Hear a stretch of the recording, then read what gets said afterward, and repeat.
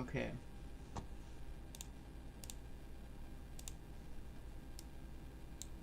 Look, guys, this time I actually remembered to put chat up here so that you guys can be seen.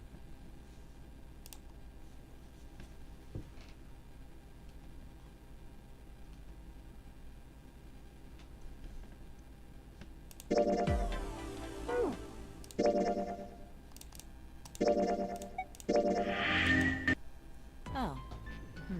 Well, that's unfortunate. Unfortunate? That's all you have to say? She didn't sound particularly bothered by what you had said. Well, let's try and find another way, okay? A way to get out of here with... That's impossible. Are you being serious? And you do know that only 5 people, at most, can go through one of the numbered doors, right? The number 9 isn't going to be an exception to that rule. Regardless. Huh? Yeah, I guess that makes sense. The moment he said it, Junpei felt a chill run down his spine. Wait just a second. You're skipping over a really big detail. What she said was true, but how Lotus could remain cavalier about so terrifying a prospect was behind Is that really okay? That means 3 people will die in the end. Are you okay with that?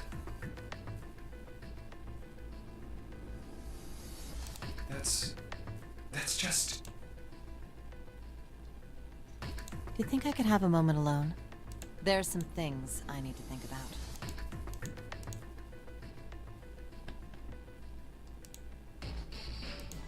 That didn't turn out to be a very pleasant conversation. Yeah.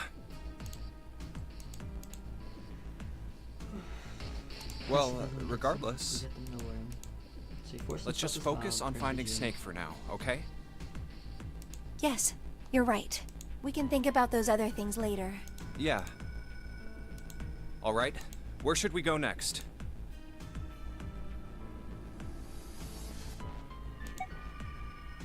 Let's go back downstairs and check out that hallway with all the doors. Oh, it's a... I'm doing good. I'm doing just fine. You guys want to see something great?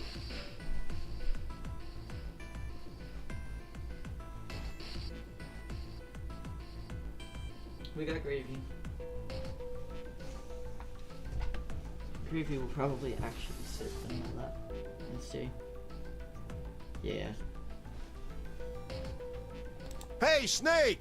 Where are you? Answer me if you're there! Why don't we just leave this area to Ace? We can go somewhere else. I don't mind, but where? Well, let's see. Let's go check out the first-class cabin. Okay, I'm coming with you. They quickened their pace and headed for B deck. Outside of the first-class cabin, they found Clover. She was standing in front of the wall. She was staring at a meaningless point on the wall, her eyes blank. Are you alright? He did his best to sound friendly, but Clover didn't respond. How are you doing, Teacup? Look, I know you're really worried, but... He could think of no words to say that didn't sound hollow, fake. Junpei hesitated. Clover was consumed by worry and fear that Junpei feared it would crush her. Her actions didn't surprise him. She had suddenly lost her brother, who seemed to have been very close to. Her voice was thin and barely audible. Hmm? I said leave me alone! Suddenly she was You're screaming. so annoying! Just go away and leave me alone! Just looking at you guys is pissing me off! Go away, okay? Just go somewhere else! Stop bothering me! Dewey, long time no see. It's so nice to see you. Mouse, it's so nice to have you. Why do you have to dig your claws into my thighs whenever I hold you on my lap?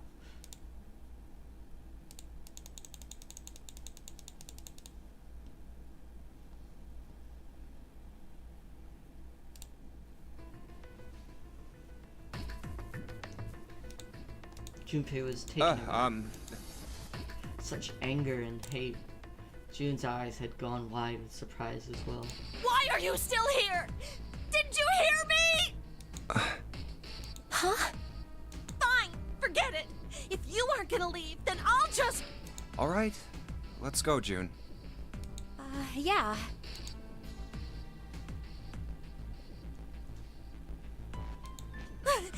Real? It'd be like that sometimes.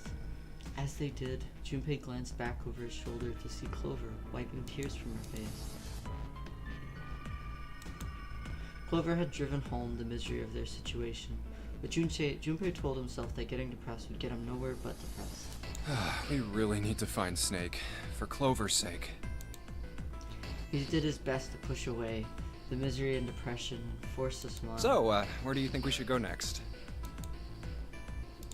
Let's head back to the large hospital room. Alright, that's probably the best idea. The Overwatch servers died. That's wild. I haven't played Overwatch in like a month. I'll probably get back onto it again soon. Together they ran down the stairs. Hey, wait. That's... On their way to the large hospital room, Junpei and June noticed Santa standing next to the number 3 door. Santa?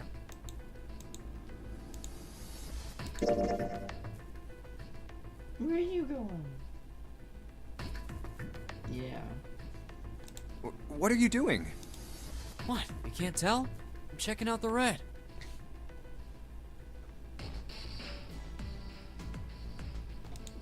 Why?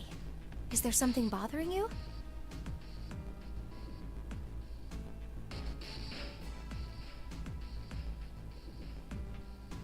Hi. You gonna jump off my shoulder? Okay. What? It's not bothering you? Played a ranked round and the enemy had only Orisa. The rest got kicked out. Oh shit. Huh? The guts of this red. Why wouldn't you wonder who the hell put it back in here? Yeah, that's true. Well, I'm curious too, but... Who do you think did it? Santa's eyes narrowed as he looked at June. She shook her head. I don't know. Well, what about you, Junpei? Who do you think fixed this thing for us? Who fixed it? First person to say something gets their answer picked.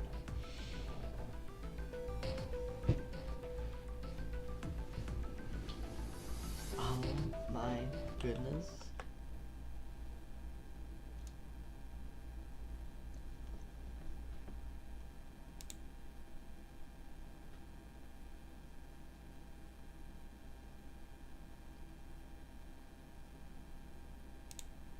Boom. Gonna do that. Or I could just go back to the snow.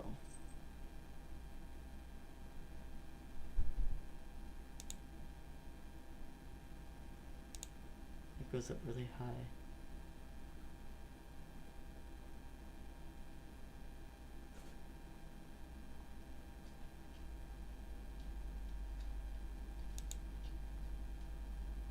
Yeah, let's go with that.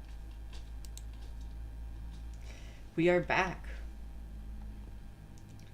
When can you vote for the worst outcome? Oh, it's okay. It's okay. We've already done that. That vote's not going to be given a choice. Somebody pick a choice, and that'll be the first one we pick.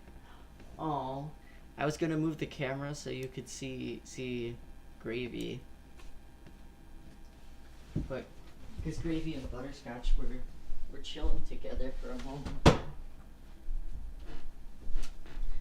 Butterscotch is still kind of over there, but it's not the same. So someone say something. Pick one, because I don't really care which one we pick. Oh wait, you know what, actually, first. Let me drop a bunch of these.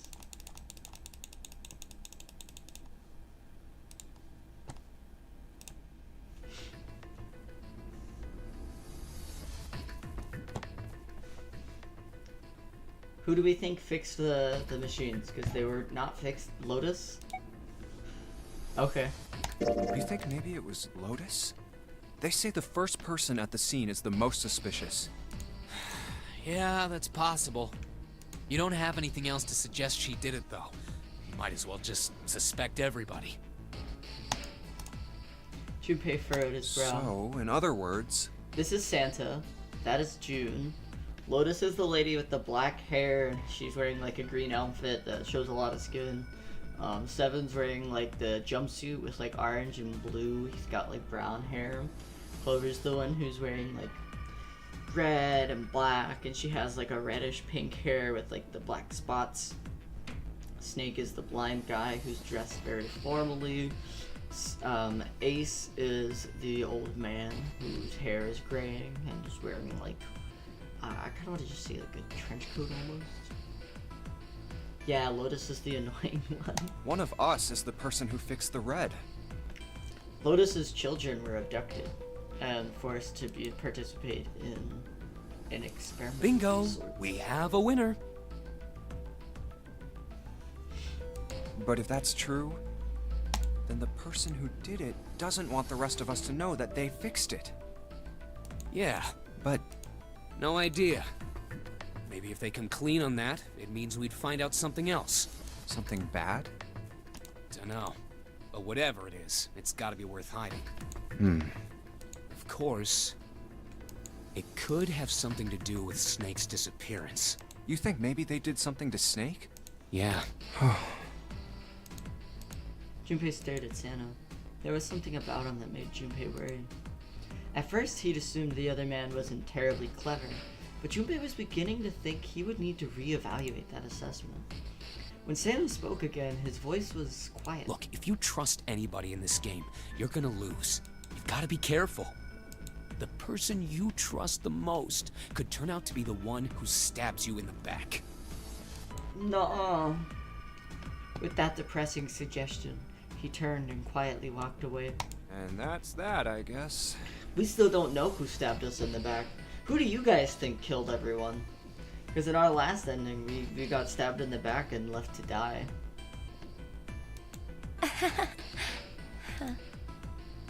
Junpei and June looked at one another and smiled awkwardly.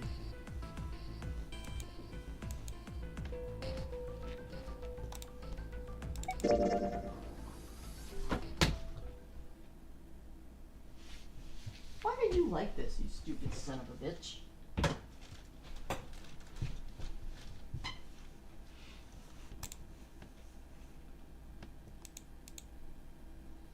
Snake hasn't been anywhere we've searched. Lotus looked around at 6 frustrated faces. We and can't keep spoke. looking for him. Wherever he is, it's not here. We need to get moving.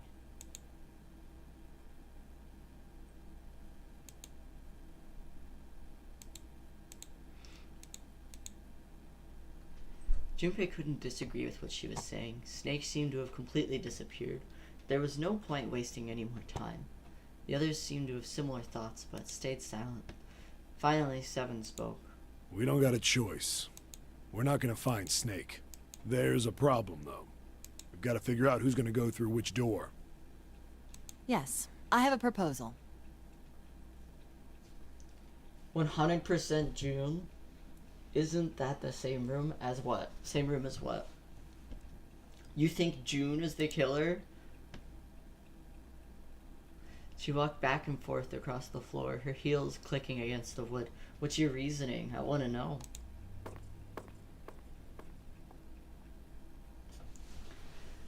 You think June was the one who killed everyone last time?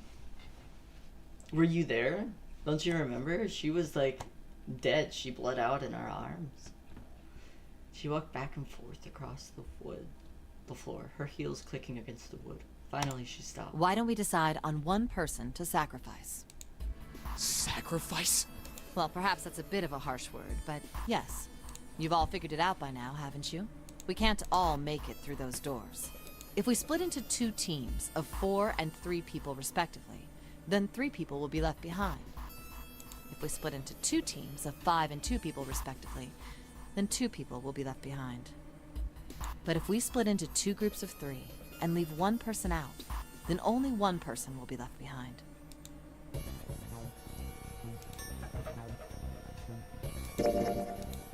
Wait a minute. 2 people get left behind if we split into 5 and 2. and one person is left behind if we split into 3, 3, and 1. I got that part. You can't go through the numbered doors with any less than 3 people. But if we split into 4 and 3, then why do 3 people have to be left behind? Just run the numbers. Let's say we go through door 7 with 1, 4, 5, 6. No, the room with the dumb choice. Yes, this is the same room. I'm just not going Who's to give left you over? the other choice. Because we That already would did be it. 3, 7, 8. Because look, that door only leads down this route. That door can only go this way. That choice only leads to this ending. So we've already made that choice. We're not going to make that choice again. However, I'm more than happy to give you guys this.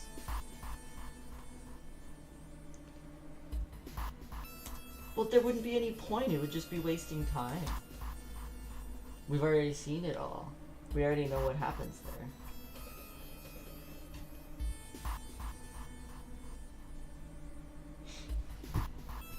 What's the digital route for that?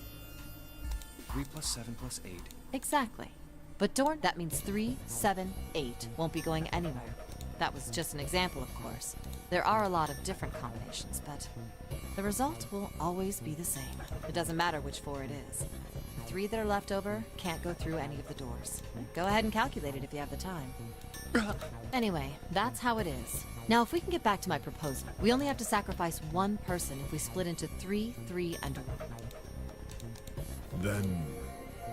Yes, given our circumstances, it's logically and morally the best solution. So we've already all seen this. So we're gonna jump ahead just a little bit.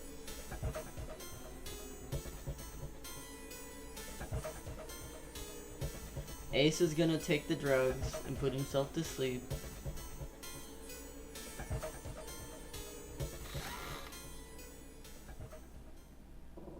He's gonna take a nap. It's okay, we're gonna come back for him anyway, because no one's thinking about the fact that we can come back.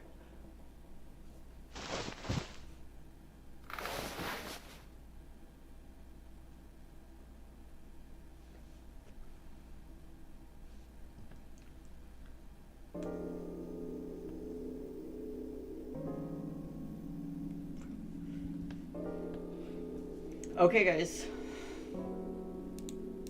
We are here. We've got door 7. We've got door 8. Okay, we can even take a moment, bounce over to the... Oh, I can't do that. It is a 50-50 vote right now. So anyone can break this tie. And while you're clicking on your answer for the poll, maybe you should consider clicking the like button. If you haven't already, subscribe. You never know. You know, now is the time for making great decisions such as these. So, and you know, if you're watching in the past, you know, while this choice has already been made, you can always make the choice to like and subscribe.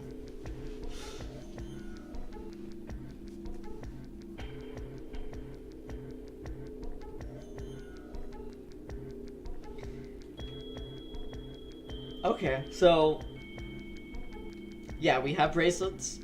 We have to do math in order to figure out what doors we can go through. And our goal is to find the number 9 door and escape from the ship so that we don't die. We have 9 hours to do so. I think by this point in time we have 5 hours left. So we're around the halfway mark of our time. We saw one person die because he went through a door alone and didn't bring anyone else with him, and so he exploded and died. In the last timeline, we went through door 3, so we fucked over some people, and we got everyone mad at us, and then we found a submarine, and we got stabbed to death, alongside everyone else. So someone stabbed everyone to death, but we didn't see who. Now we're deciding if we're gonna go through door 7 or door 8. Yeah, except for replace fun with terrifying and life-threatening. Still fun, though. We're still at a 50-50, so Literally anyone can cast a vote. We got 4 people, so 2 people haven't voted, and you can vote at any point. Just one person's vote will break the poll. I'm gonna give it like, you got 30 seconds. 30 whole seconds, or else I'm just gonna go with the first one that got a vote, because I did see which one got the first vote. Okay, door 7. The one that got the first vote was door 8, so we're actually going down a different route than what we would have done.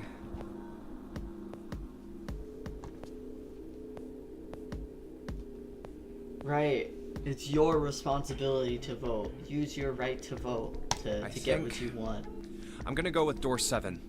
Okay. Yeah. Alright then. That means June's gotta go through 8. What? Why? What? Santa grimaced and muttered angrily to himself, but finally began to If the explain. 6 of us are gonna keep going without leaving anyone behind, there are only 3 ways we can do it. Have 3, 5, and 8 go through 7, and 4, 6, and 7 go through 8. 4, 5, and 7 go through 7, and 3, 6, and 8 go through 8. Or 3, 6, and 7 go through 7, and 4, 5, and 8 get 8. So we get to pick between, like, 7 or Lotus. I think we go with 7. There are no other combinations. Yeah, I think because we went with door 7, this is the one we're going with. In other words, 3 and 4, and 7 and 8 can never go through the same doors. You get it now? Oh no, you're saying we aren't gonna see each other again for a long time. Junpei felt as June did. He wanted to be at her side, though whatever trials they were preparing to face. But if he knew they were to survive, he had to swallow his feelings. In order for the 6 of them to move forward, he and June had to be separated. He looked at June. He was scared to lose her, but he swallowed, steeled his resolve, and did his best to smile. Hey, come on. You're making it sound like we're never gonna see each other again. We gotta split up, but only for a while. This is just like when we went into the 4 and 5 doors, remember? For real.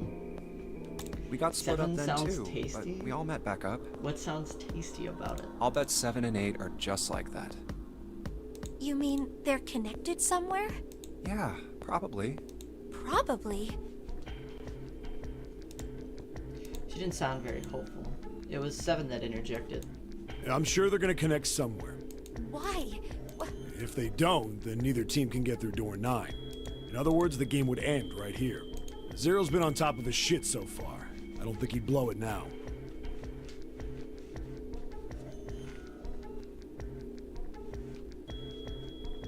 I'm damn sure that son of a bitch wants to have his fun as long as possible. He's not gonna end this game until we get through the 9 door. June said nothing. The tears were gone, but her eyes were still sad as they looked at Junpei. He met them, and with that reassurance he could manage, he laid his hand gently on Everything's her gonna shoulder. be fine. We're gonna see each other again. I promise. June bit her lip and gave him an almost imperceptible nod. Yes. Her voice was barely above a whisper. Santa's voice shattered the moment. You guys are done, right? He stretched and continued. Anyway, that's pretty much it. Clover and I will both go into separate groups.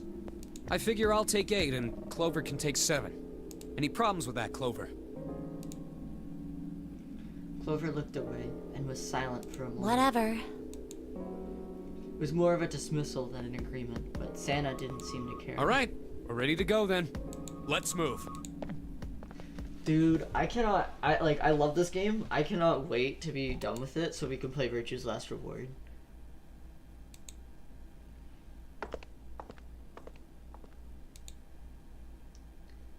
It's gonna take like at least 3 times as long as however long this game takes us to finish. For a long moment, they stood in front of the door, and 7 took a deep breath. You guys ready? Yeah. Okay. Okay.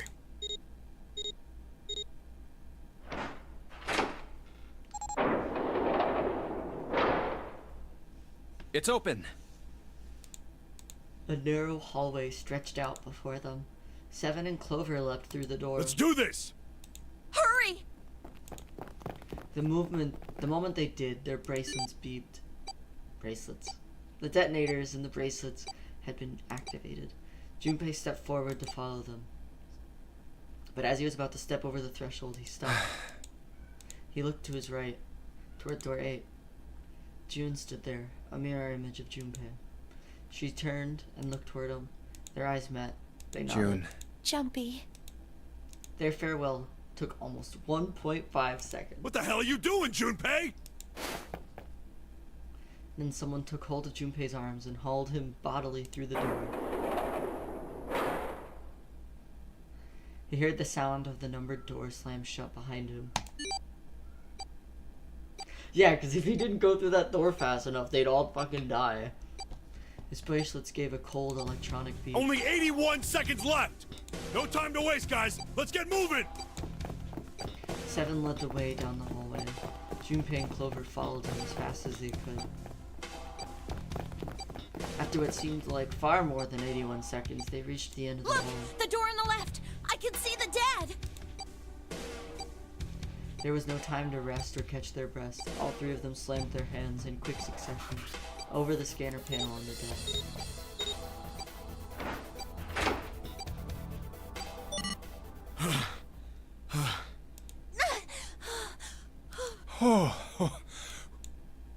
Still trying to catch his breath, Seven leaned heavily against the door.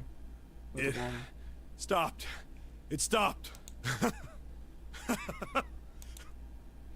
His smile seemed forced and a little crooked. This is the second time we've gone through one of these numbered doors, but... whew, you never really get used to it. He stood up straight, no longer out of breath, and wiped some of the sweat from his head and neck. Clover smirked at him. I would have thought a guy your size would have bigger balls than that. Wild. What? What the hell did you just say? Say it again! I dare you! You have no... You little... You wanna die? I'd like to see you try. You fucking brat! Alright, let's go! I love Hey, this exchange. hey, calm down, guys. This isn't the time for this. It's not gonna do us any good.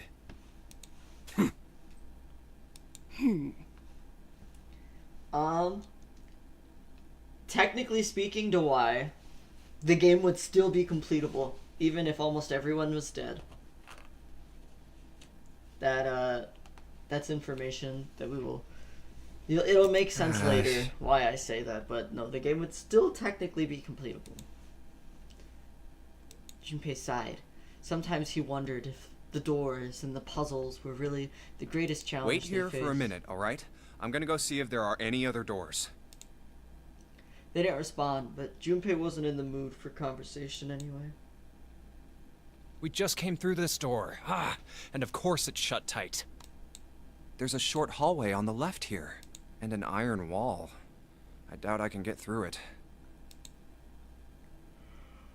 At last, he gave up and returned to Seven, who was tapping lightly on the wooden door. This door's the only option we've got, right? Yeah, looks like it. Hey, something's written on the door. On that iron plate. It says operating room. If this thing's telling the truth, there could be body parts inside here. Well, this is probably not going to be pleasant.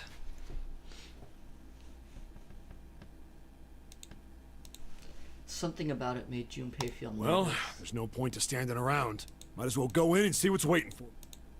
Seven grabbed the brass knob and slowly opened the door. The creak of the hinge sounded like the groan of an old woman. What's wrong? No, it's nothing. A chill snaked its way down the Let's Junpei's just go. spine. Quickly, he gathered what courage he could and took the first step into the room. Seven followed with Clover right behind him. Huh? Part of the room just past the door was obscured by a What the hell is screen. this? Why don't we take a look? Hey, Clover! Clover's curiosity got the better of her, and she darted past Junpei to peer around the screen.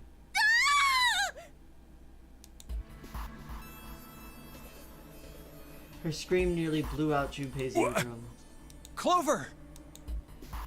He and Seven ran toward Clover to see what had frightened Hey, her. what's wrong? They rounded the screen, and the cause of her outburst was immediately clear. What the hell is this? Is this a corpse? These guys. There's something that looked kind of like a human, lying across some sort of bed. No, not a bed. An operating table. The table sat on a rusty steel lift, and a cluster of bright operating lights shone down on it from the ceiling. We should probably take a closer look. Her scream scared Turtle. That's wild. Slowly they approached. As they got closer to the body, it became clear that it wasn't a body at all. This is... What the hell? That's just a huge doll or something. Doll? Clover did not look terribly comforted. Slowly she approached the operating table and looked as intently as possible from as far away as possible at the thing. Junpei could see her relax. You're right. It's only a doll. Man. She heaved a great sigh of relief and wiped a few drops of sweat from her forehead. Seven smirked. Well, I guess it would have been weird if you actually had any balls. Shut it! Don't you start with me, fatty. Oh, what's this? You want a piece of me, short stuff? Yeah, bring it on, you whale! Hey, guys, not again, okay? Seriously, knock it off. I love that my two favorite characters beef Jeez. constantly. The moment they're in the same room together, they're just like, fuck you. Anyway, it looks like he's got something the two of you could stand to have a little more of. Gee, it's almost like she thinks her brother is dead and she's like stressing the fuck out and freaking out. I'm talking about a heart. Huh? Oh, this? You mean on his chest? Yeah. It was set a little higher than normal for a human body, but the shape of the organ, there could be no doubt that it was a heart. Why would there be a heart in a doll? I don't think it's a doll. You think maybe it's like a medical mannequin or something? Or maybe it's got more personal uses? This fucking horn dog. Seven's grin was more than a little perverted. Clover glared at him. Anyway, how about we take a look around this place? Let's go. Okay. Sure thing.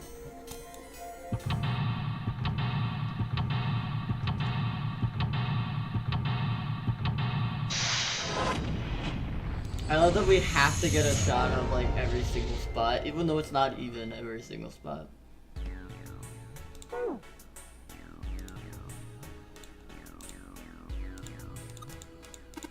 There's surgery stuff.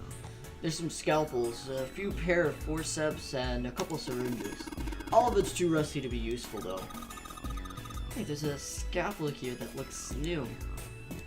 Take that. Over here, I don't think we need to do anything here yet. Take this. I don't think we can take anything else here.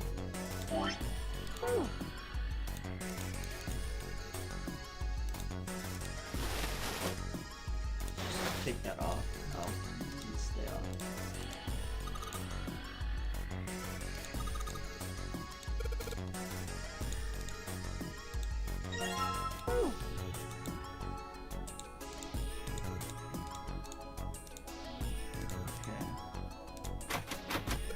Okay, this door is locked.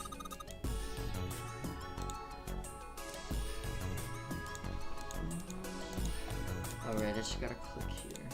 Let's get in the closet. Okay. Let's get started over here then.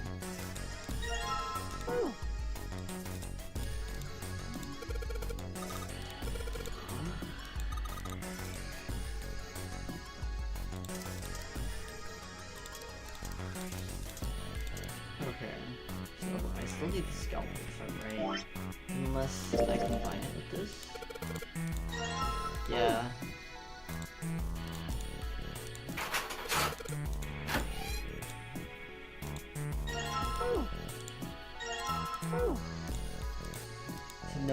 table. Iron 1, salt 2, water 3, carbon dioxide, ammonia, ethanol.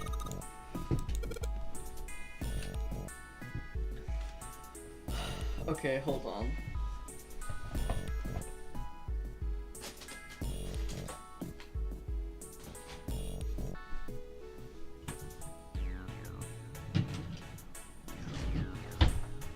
You know what? Here, just use this. The bag.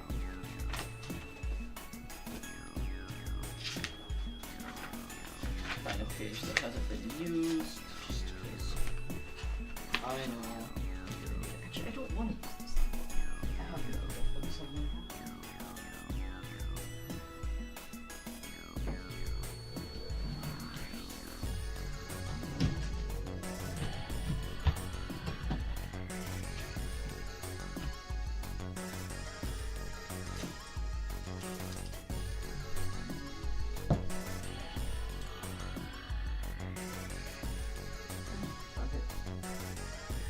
Only 50-50 I'm gonna hold on to it.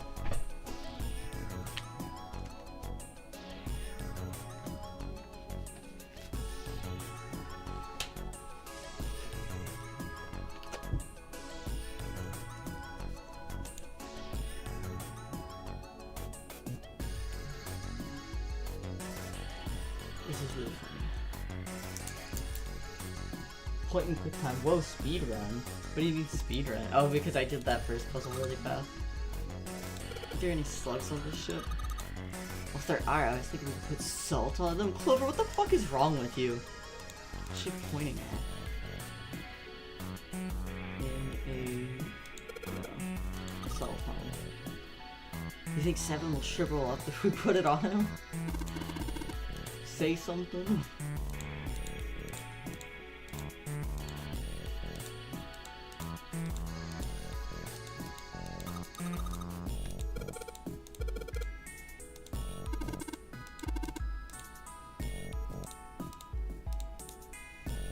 Okay, hold on.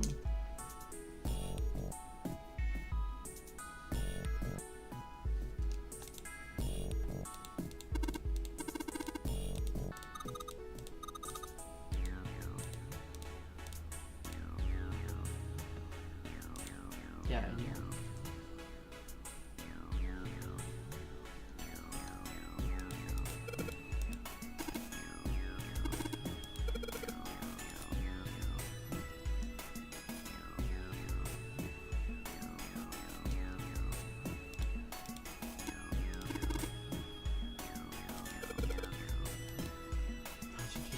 Water.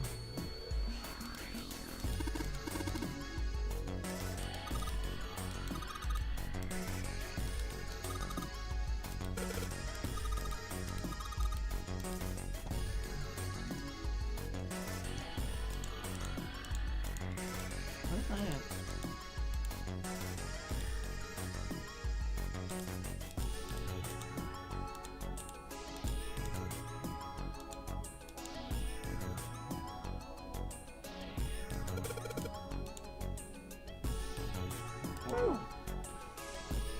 Iron is 1, salt 2, water 3.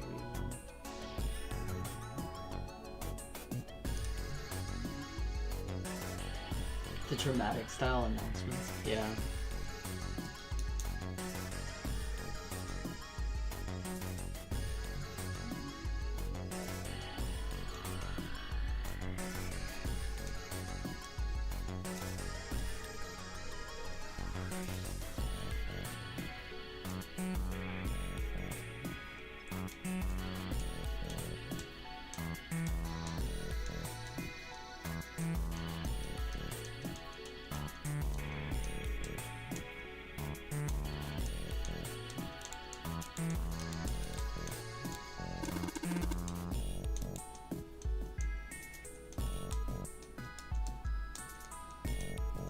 This puzzle always fucking gets me. I know I've done it before, which is actually kind of the part that pisses me off the most.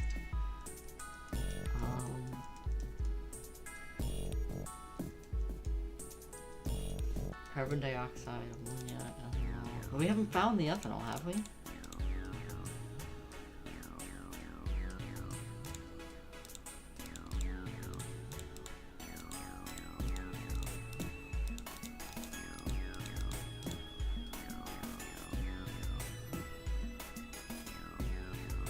One nitrogen, 3 hydrogen. That's like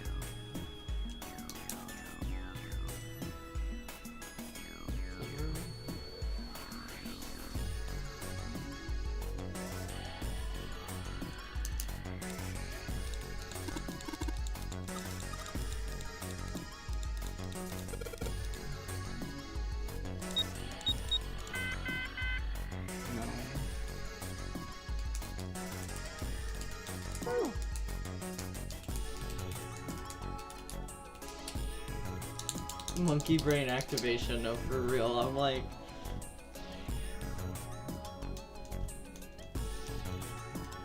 right, I have the liquids.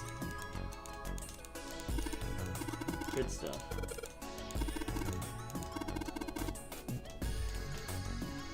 Right, there's our ethanol.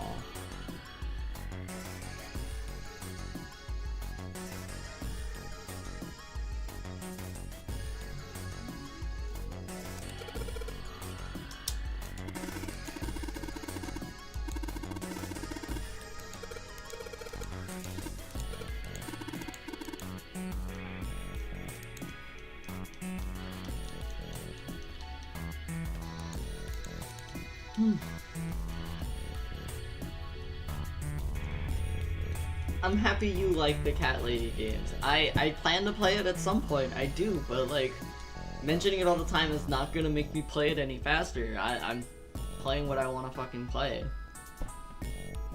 I'm happy you have something you want me to play. I want to play that game too, I've mentioned that, but we don't have to harp on about it.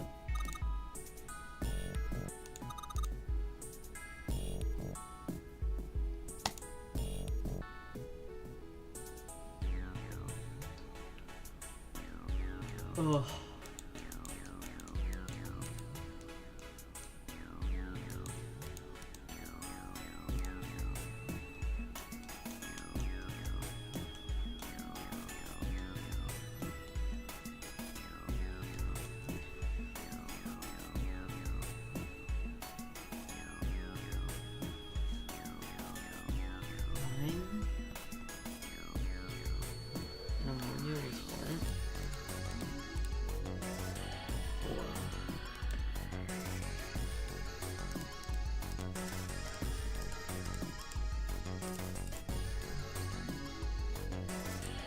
So 3, 4, 9.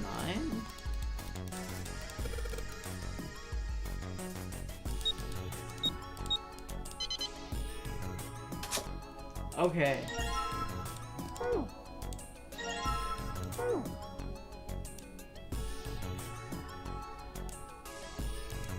You think we should go back? Yeah, I think that's probably best. Clover nodded and left. Junpei was about to follow her when he realized Seven wasn't following suit. Hey, Seven, what's up? Oh, well, He looked up at Junpei distractedly and then back down at the brown bottle he had cupped in his large hand. Is that a medicine bottle? I got curious about it. Here.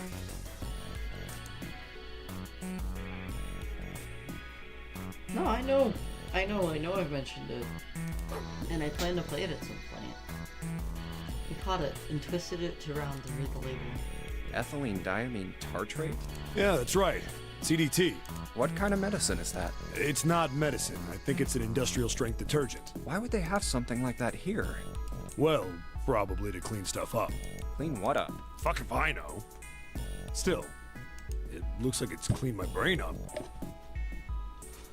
Oh.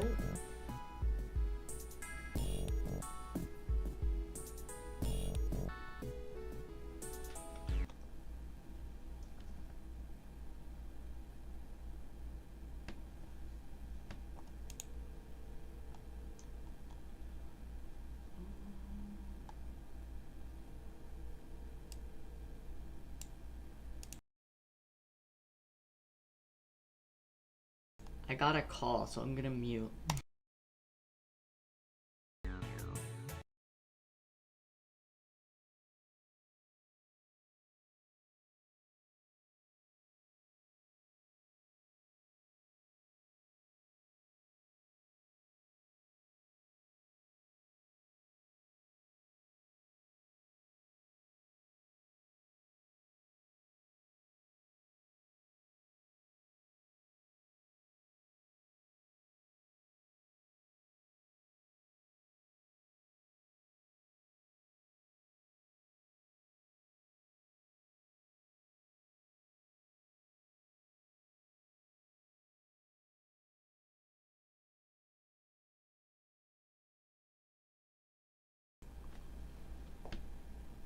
They did not pick up because they called me, so I called them back. So I think we're fine. But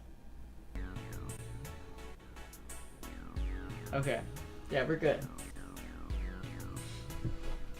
Yeah, tasty detergent for Rome. You remember something? Yeah. Seven nodded slowly and smoothly. Well, I remember a story about EDT. Happened about 50 years ago. Sorry, the audio is getting crunchy, so I'm actually gonna restart the game real quickly.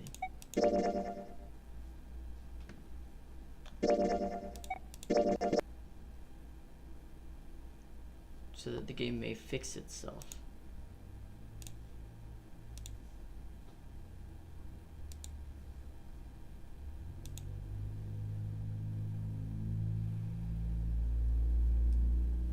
Trans flag has appeared, yeah.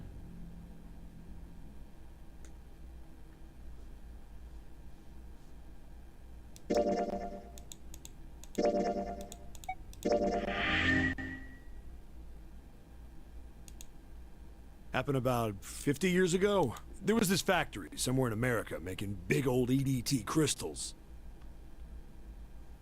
They were making it to sell as an industrial strength cleaner, like I told you before. But a year after the factory started up, something strange started happening with the crystals they were building. Water molecules started attaching themselves to the EDT crystals. This made them into a sort of mutation of the original crystals, called a hydrate. Once the crystals turn into a hydrate, though, it's useless as a cleaner. The factory had to just dump the crystals. As a hydrate, they were useless. But it didn't end there. After that day, the same thing started happening in EDT factories everywhere, even ones nowhere near that first American factory. They'd been making crystals the same way, with the same materials and the same equipment and environment. But now, all of a sudden, every single crystal they formed turned into a hydrate. In fact, ever since that day, no factory anywhere has been able to make a pure EDT crystal. Even in EDT research done years before, they'd never gotten a hydrate. But after it happened at the first factory, it just spread. It was like, man, how do you say it? Like the molecules were communicating with one another, transmitting information in a way humans couldn't perceive. This phenomena spread throughout the world, right? Junpei looked up at Seven with a half smirk. Seven stared at him dumbfounded. Yeah, that's it exactly. But how did you know? I heard another story, kind of like that one. When? In the freezer? What? Yeah, June told me. Junpei told Seven the story he'd heard from June in the freezer in the kitchen. How one day glycerin began to crystallize, and the story of ice that wouldn't melt at room temperature. When Junpei was done, Seven looked thoughtful and absent-mindedly rubbed the scar on his Ice chin. that doesn't melt at room temperature, huh? That sounds familiar? Yeah, hold on. I feel like I can remember something. It's right there. Seven squinted. His eyes stared off into space as if he were trying desperately to focus on something far away. Do you?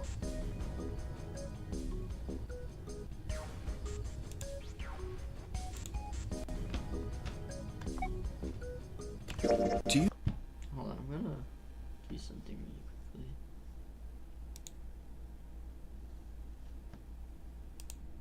You know about Ice 9? Ice 9? Ice 9. Ice. Suddenly, Seven's eyes shot open. That's it. I remember now. That woman, she's on this boat. That woman? Alice! Who's Alice? Me? Me? Come on. The woman who won't melt at room temperature. Huh? It became clear to Seven that Junpei had no idea what he was talking about. He ran his hand across his face and took a deep breath. You know how the Titanic sank on April 15th, 1912, right? Yeah, more than 1,500 people died. Worst maritime accident in history. What about it? Did you hear about the boat that was sent to collect the dead bodies? I think that was the RMS Carpathia, right? It was a cruise liner, just like the Titanic. No, that was the ship that picked up the survivors. The ship that collected the dead bodies was the CS McKay Bennett. The McKay Bennett showed up on April 17th, 2 days after the accident. It set out from Halifax, a port in Canada, and recovered 306 bodies. The Atlantic that far north was really cold. It would have to be for there to be icebergs and stuff. Anyway, the bodies they pulled out of the water were frozen solid. This isn't a very nice story. So, what happened next? Well, they say the McKay-Bennett recovered something more than just dead bodies. There were various bits of stuff floating around in the water. Things the drowned had carried with them, or stuff that dislodged as the ship sank. One of the things they found was a coffin. A coffin? Yeah, a wooden one. The craftsman who made it must have been pretty skilled.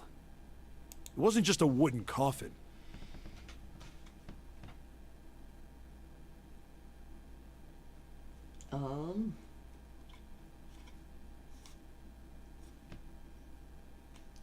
It is mimosa flavored. It was all wood, no nails, no reinforcements, no gaps in the wood anywhere. The thing was airtight. The crew got pretty curious about what might be inside it and opened it up. They had to get a wedge and hammer it open. It was so well made. And out jumped a blonde vampire cursing the Joestar bloodline. Inside, they found a woman. Or, I guess you should say, they found the dead body of a woman. Her hair was thick and black, and her skin rich brown with no blemishes or signs of decomposition. They say that she looked gorgeous, like a goddess. She was obviously dead, but everyone who looked at her said she just looked like she was sleeping. Her skin was so lifelike, she looked like she might wake up any minute. And she didn't, though. Like the rest of the bodies they found, she was frozen solid. Eventually, the McKay-Bennett finished searching and returned to Halifax. The 306 bodies were unloaded and taken ashore. However, it was warm enough that they began to thaw. They say that the stink was horrible, but there was one body that didn't thaw, and that was... The girl in the coffin! That's right. Everybody thought for sure that she'd melt and start to rot like the rest of them eventually. But weeks passed and nothing happened. Then a month passed, and another. And it was summer, and she was still frozen solid. After a while, people started to say she was some sort of miracle. Rumors about her started to spread. People came to visit Halifax from all over. After a while, people started to call her All Ice, Alice. Of course, those rumors didn't last long. Mimosa? I don't know, that's just what it says on the box. Why? Well, she up and disappeared. One day Alice was there, the next day she wasn't. They say someone snuck into where they were keeping her and stole the body. With the body gone, the rumors followed pretty quickly. And after a while, no one remembered her. You might be able to find something about her if you could find a newspaper from back then, but that's about it. Wait, you just said that she was on this boat. Yeah, I did. Alice has got to be somewhere on this ship. Now why the hell would you say something like that? Because I know. And just what is it you know? What happened to Alice after she was stolen. Alright, Big gulped. tell me. What happened to Alice? Seven nodded slowly and took on the look of a man recalling something long buried. Well, around that time, the word was that there was a special black market in New York. All millionaires from all over the world. I've heard that Alice went up for auction there. The person who won the auction was Lord Dashiell Gordain. Gordain bought Alice. Heard that name before, right? Her on the boat. Lord Gordain. Oh, isn't he the guy who bought the Gigantic? The Titanic sister ship? Yeah, that's him. Although I guess he hadn't done that yet. What do you mean? Gordain bought Alice in 1912. 4 years later, in 1916, he bought the Gigantic. And he hid Alice somewhere on the Gigantic. But nobody knows where. He died in 1931. And apparently he died without ever telling anyone where Alice was hidden. However... Well, he did have one close friend who asked him, "Where is Alice?" And he said, "Alice sleeps in a small chamber past the Forest of Knowledge beneath the navel of the Gigantic." What the hell is that? Is it some kind of riddle? Your guess is as good as mine. Seven threw his hands up. So that's in the it. air. Whatever you think, I believe. She's hidden somewhere on the Gigantic. In other words, she's hidden somewhere on this ship. Before Junpei could dispute Seven's rather bizarre claim, as Junpei was trying to figure out what on earth he was going to say next, Clover's shrill voice pierced the room. Hey! What are you two doing over there? Stop wasting time and get over here! Okay, we're coming. Jeez! 7 looked at Yeah, Junpei. so, anyway, that's the story. It might be useful someday. Don't forget it. With that cryptic remark, he turned and left the room. Alice. Junpei was left behind to ponder what he'd just heard. He tried to remember what June had told him earlier. That mummy wasn't just a normal mummy. Right? Doesn't he have amnesia?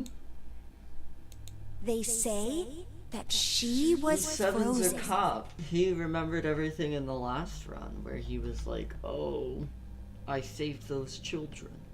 The story says that from the time of its discovery all the way through to when it got put on the Titanic. And him and Lotus were with us before we found all the other dead bodies. Even So- though it was carried through Couldn't the have been either desert, of them. her body never melted. Then was that Egyptian priestess Alice?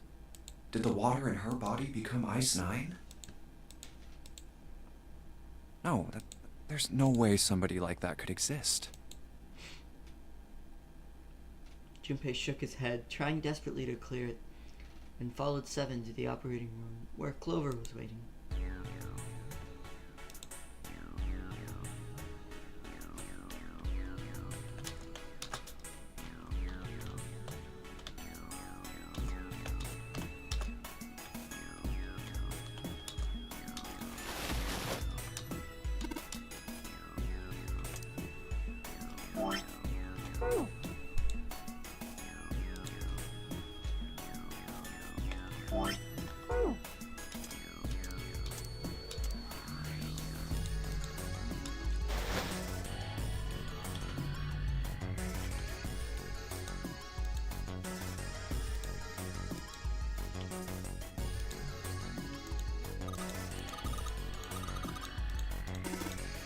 It's a scale.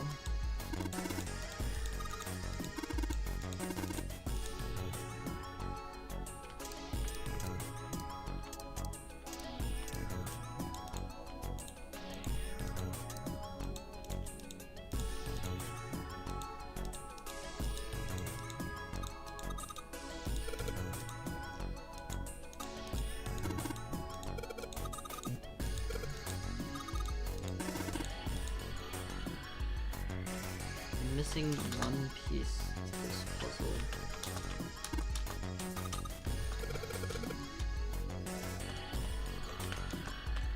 Which is measurements that I'm supposed to be matching on.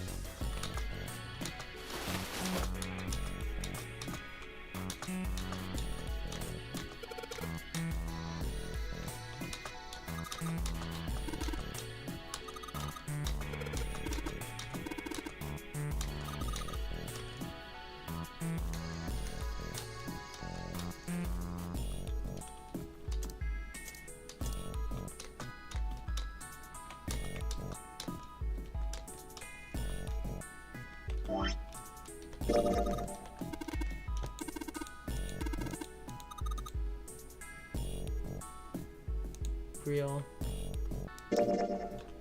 Little too horny man.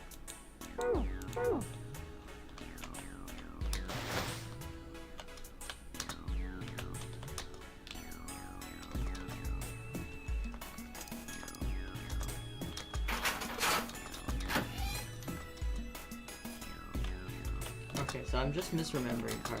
I thought you solved the other puzzle then finished this, so you come here now, and I think we can go ahead and do this puzzle too.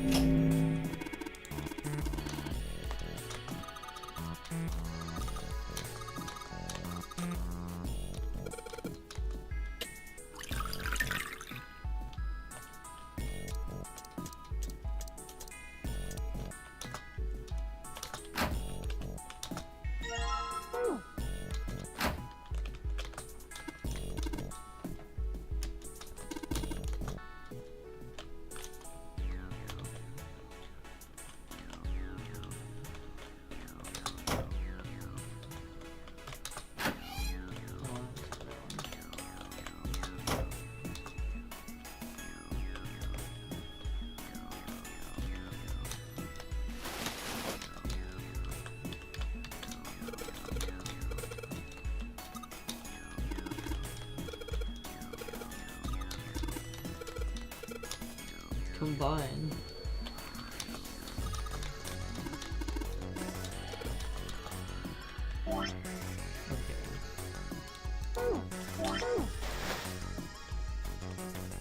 Maybe he's the killer. He goes to build your own woman. Yeah, kind of.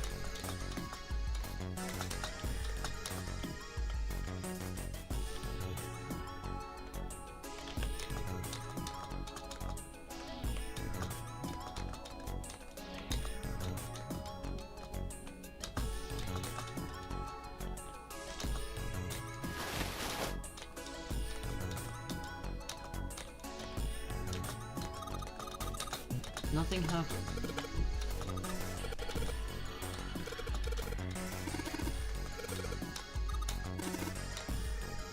Now we get to mix and match the body parts.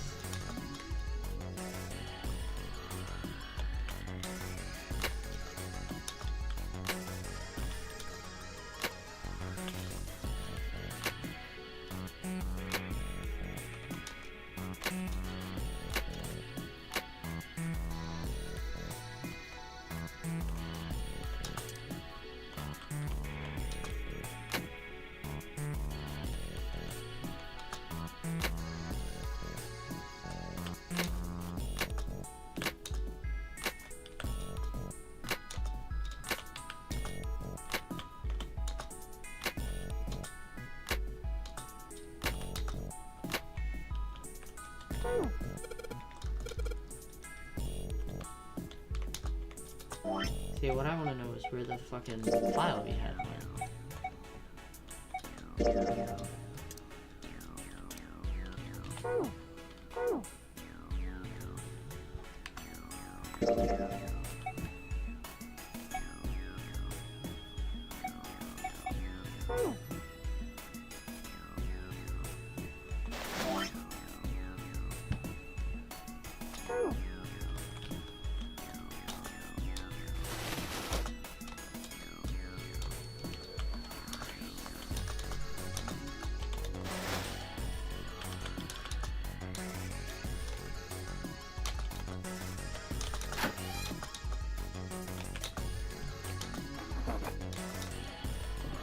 Right, so where's the fucking file that we got? I hate when this does when this happens.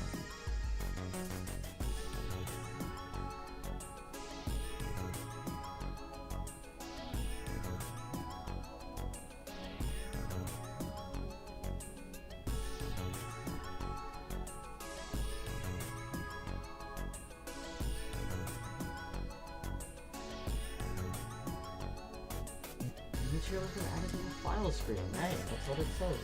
So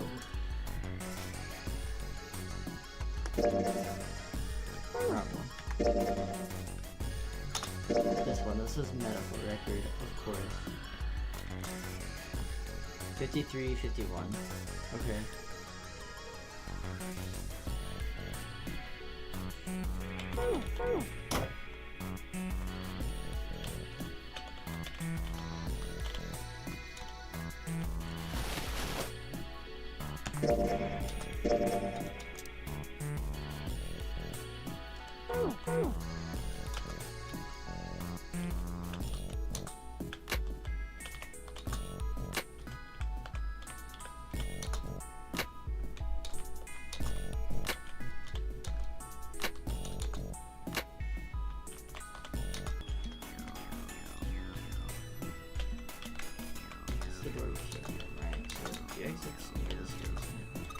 Alright, actually, hold on. I'm making a mistake. First we go over here.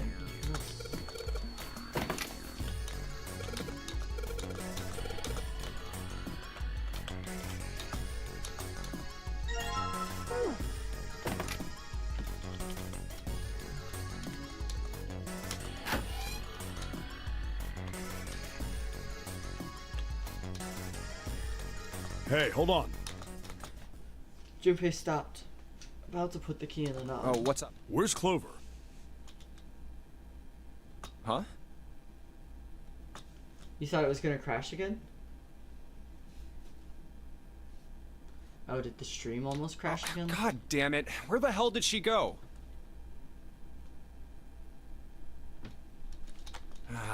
Okay, just hold on a minute. I'll go get her. Sure thing. Hold on, I'm gonna.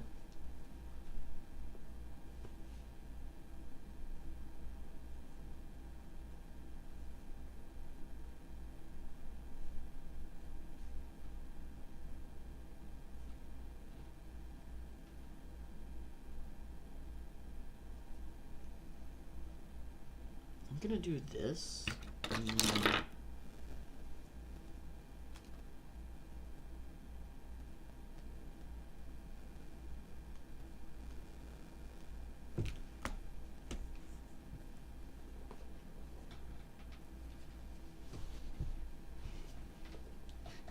She's the killer or she's dead.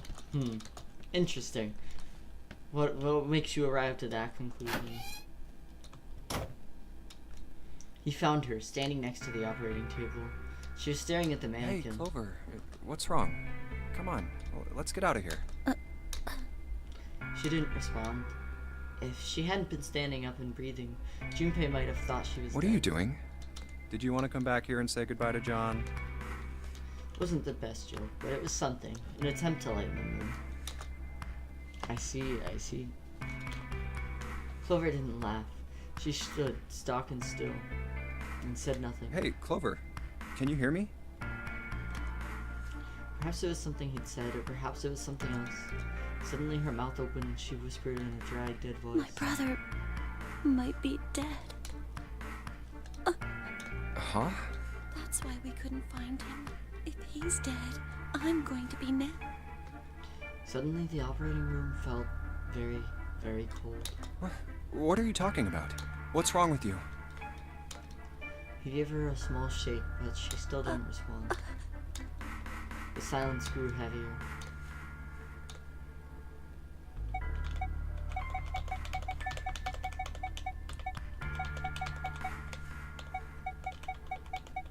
What do you guys think we ought to do? Should we give her that, like, bookmark that we got from Santa earlier, or should we just leave?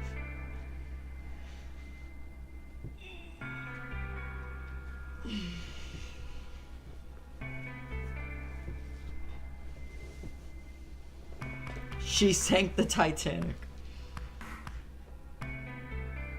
Santa's bookmark. It was a bookmark we got from Santa in the first puzzle room we did of this run.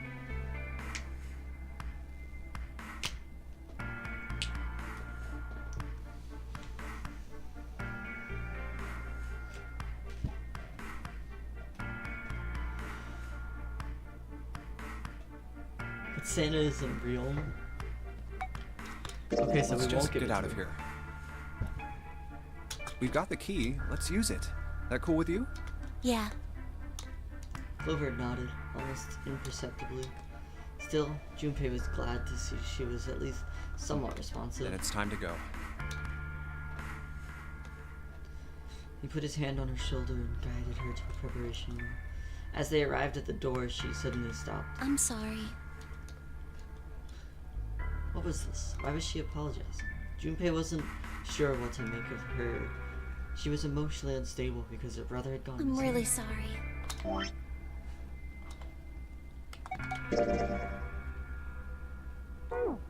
Just forget everything I told you, okay? Don't worry about it. Really. I mean it. How could anyone pretend to not hear something like that? But something told him this wasn't the time to press the issue. Junpei gave her the warmest, kindest smile he could All manage. right.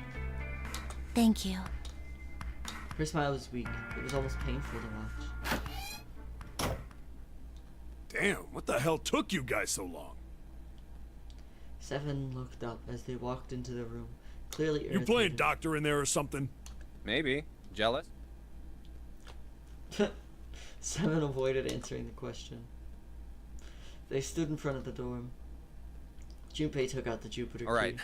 I'm gonna open it now. Is that cool? You don't need to keep asking, just do it, alright? Fine then. He slid the key into the keyhole and turned it. He felt it unlock. The door opened with a soft, melancholy creak. Beyond it lay a simple white hallway. There was no fanfare or confetti. Obviously, there was no one there to applaud them. They simply walked through the door. All right. That was it. Let's get going. Hey, man, what's up with you? You're so serious, you know? Can't you sound more happy, you know, get a little excited? Not really. Junpei turned away from Seven and took his first step down the simple white hallway. My brother might be dead. I'm going to be next. Clover had told him only a few minutes before that her brother was probably dead, and she was likely to follow him. Like hell I can't. Not after hearing something like that.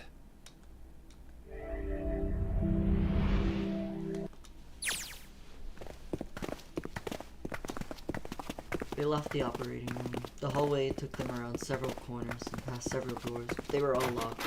Here too, huh? Every door in this place is locked up tight. How about that one? The final door was hidden in a corner of the hall. May as well give it a try. Junpei grabbed the handle. As he made to push it open, a voice stopped him. The voice came from behind him and belonged to neither Seven nor Clover. Jumpy! Huh? He spun around. He saw someone running toward him from the other end of the hallway. There were 3 people coming toward Junpei and his companion. June? And Santa? And Lotus too? They pulled up short in front of Junpei, breathing hard. Whoa! What the hell is this? What are you doing here? What? But we didn't... Before he could finish, Hey Clover guys! spoke. Could you come take a look at this? She was standing near the end of a small hallway that branched off to the right. The rest of them ran over to her, curious as to what she'd Look found. on the wall here. There was something on the wall at the end of the hallway. A map of the ship's interior? It says C deck. So it's the map for this floor then? Door 7. And... Door 8. Yep, they both eventually end up at this hallway. In fact, Yeah, isn't that what I said? We aren't going to be split up permanently till we find door 9. We might get separated for a little while, but we'll see each other again. Otherwise, we won't be able to open door 9. And that's how the Nonary game works. I see. Junpei looked at the map of the ship's interior again. Wait a sec. Hey, could this lead to... As he looked more closely, his surprise and excitement gave way to Oh. awareness. You've got to be kidding me. One by one, the others saw what he'd seen. We may as well go. Yeah. They moved as one for Oh, the door. almost forgot. We should keep this. He pulled the map of the ship's interior off of the wall and put it in his pocket, and followed the others. The 6 of them stood in front of the door, arrayed in a semicircle. Santa stepped forward. He took hold of the door and spoke without looking back at the other 5. Ready? I'm gonna open it. Slowly, all five nodded their silent assent. With a deep breath, Santa threw open the door.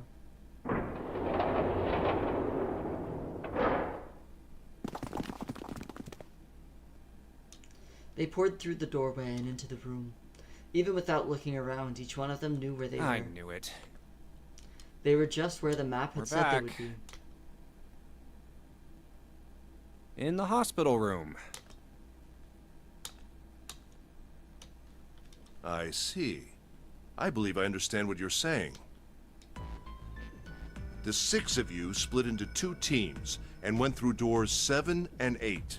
You solved the puzzles in the operating room and the laboratory, and then met one another in the hallway after opening your respective locked doors. He looked like anyone might after only just waking up, but it seemed that his brain was working as well as ever. He had managed to grasp, summarize, and understand each team's report. At any rate, I feel a bit silly for my little show of altruism. I know I said I was sure you'd come back for me. I didn't think it would happen so soon, though. Ace shook his head with a rueful smile. Well, we saw each other again and we ain't dead, so I say that's good enough. Anyway, I say we get out of this creepy old place. We found the key we need. The key? Ain't that what I just said? I'm talking about the Jupiter key. We found it in the operating room. Right, Junpei? Yeah. Junpei Oh, nodded. the solar system keys. Actually, we found one in the laboratory too. Here, the Earth key. Lotus dug out a still warm key with the Earth symbol on it. I might lose it. It's probably better if you hold on to it. That way it won't be my fault if it gets lost. Yeah. On it. And with that, she pressed it into Junpei's hand. He felt slightly less Now than we have 3 keys that we haven't used yet. Yeah. The Jupiter key that we found in the operating room. The Saturn key card we found in the kitchen. And the Earth key Lotus just gave me. Junpei tucked the new keys into his pocket. June spoke up. The Jupiter key is supposed to be for the door at the end of that long, straight hallway, right? Yeah. If the map's right, then it connects to the central staircase. Then, next to the stairs, Wait! They were the first words anyone had heard out of Clover in quite some time. Her face suggested they weren't going to be very happy words. What about door 3? look, you saw the map, right? It's the same as 7 and 8. It just lead us back to the big hospital room. There's no point to seeing what's on the other side of that door. There is a point. At least there is for me. There were tears in her eyes, but she glared at 7 as hard as she could, just the same. She looked very much like a frightened puppy.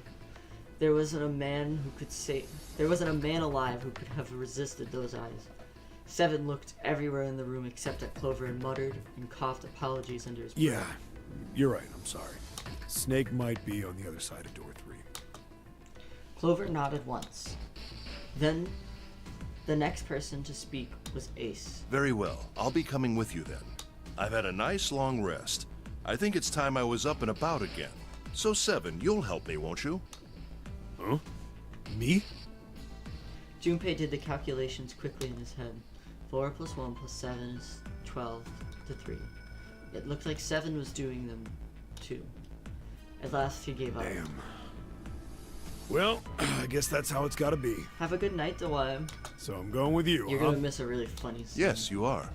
Alright, let's get moving. And so it was decided that Clover, Ace, and 7 would discover what lay beyond door 3.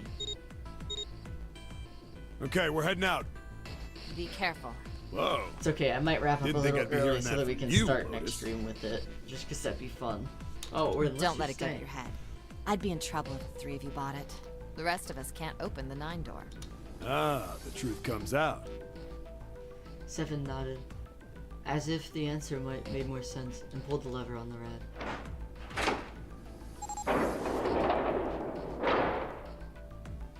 Okay, we're off.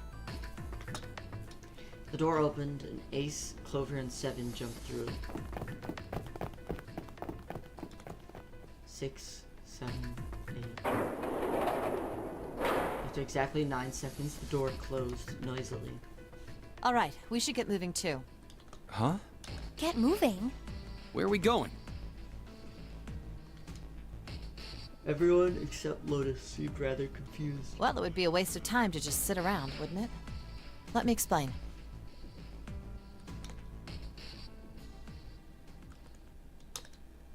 Oh, I get it. We're gonna see if we can get anywhere interesting with the Jupiter key. Yes. If we're lucky, we might find Snake. They were at the end of the hallway lined by hospital rooms. And here's the Jupiter symbol on the keyhole. All right, Junpei, open it if you please. Yeah, on. Junpei pulled the Jupiter key out of his pocket and slid it into the keyhole.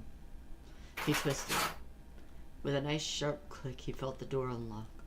Junpei sucked in a breath and held it and opened the door as quietly as he could.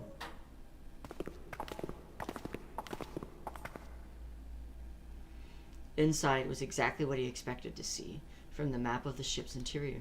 They were in a tremendous hall, almost like a ballroom, with a massive central staircase. Great, back to the beginning. You sure this is a good idea? What do you mean? Well, we already searched every inch of this room, didn't we? I'm asking you if there's any reason we came back here. Of course there's a reason. Man, sometimes I can't tell if you're smart or just lucky. Huh? This. Junpei pulled two things out of his pockets. The Saturn key card. And the Earth key? I'm lost. Santa cocked his head to one side like an inquisitive bird and looked at them.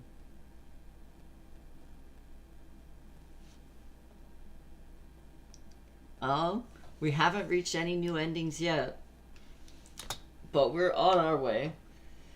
Santa cocked his head. After several long moments, during which it became apparent that Santa had no idea what the cards meant, June took pity on him. Don't you remember, Santa? On C deck, where we are now, there was a big elevator behind the stairs, remember? And next to the elevator, there was a card reader with the Saturn symbol on it. And on A deck, on the door to the left, there was a keyhole with the Earth symbol on it, I think.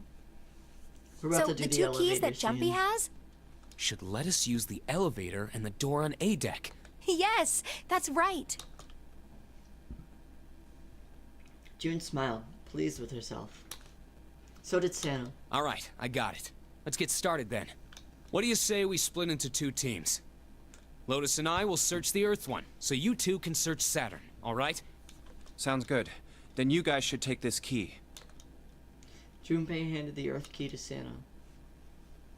They decided that their initial search should be We have brief. no idea what's on the other side of these. So don't go too far. Just search for 10 minutes and come back. Yeah, now it's a Metroidvania. Plan decided, the two teams split it up. Junpei and June headed for the There's elevators. a card reader next to the left elevator. Then let's try out the Saturn key card. A light on the upper left corner Great! blinked to life. It looks like it's working now. All right, now how do I call the elevator? There was a single button to the right of the elevator. Oh, it only has the upside down triangle on it. I guess there's no up button. Well, we may as well try pushing this one.